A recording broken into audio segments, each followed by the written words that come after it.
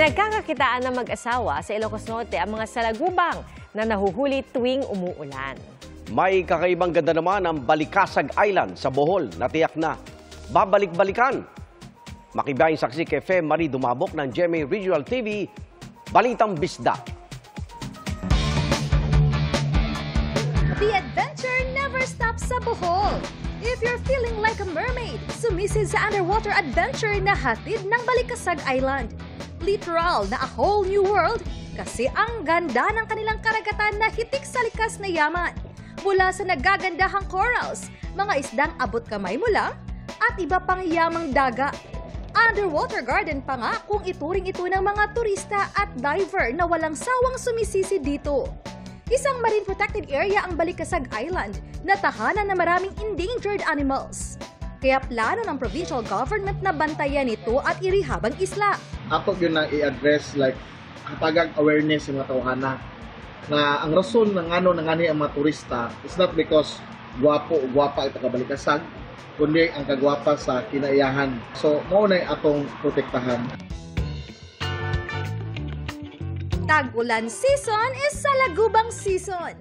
At pinatunayan ng mag-asawa sa Ilocos Norte na may salapi sa salagubang. Pang taste buds lang naman ang adventure na handog ng mag-asawang sina Marcon at Lizelle Maneja. Tinesting lang kasi namin, ma'am, na ibenta. Marami palang bumibili, ma'am. Kaya yun, tuloy. Ang mag-asawa mismo ang naguhukay sa lupa para makahuli ng salagubang na iniipon nila sa lata. Hinuhugasan nila ang mga salagubang at saka ipiprito sa mantika.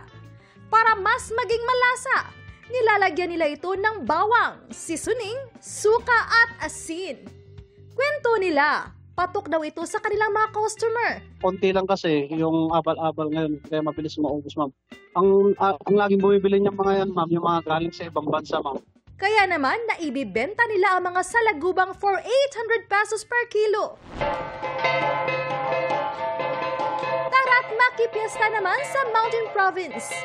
Ipinagdiwang kasi nila ang pista ni Santa Rita de Casia sa pamamagitan ng misa at libreng lunch. Nagkaroon din ng prosesyon para sa imahin.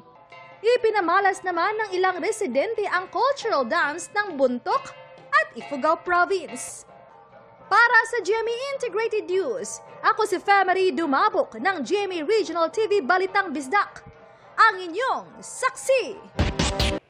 Mga kapuso, sama-sama tayong maging saksi. Mag-subscribe sa GMA Integrated News sa YouTube at para sa mga kapuso abroad, samahan niyo kami sa GMA Pinoy TV at sa www.gmanews.tv.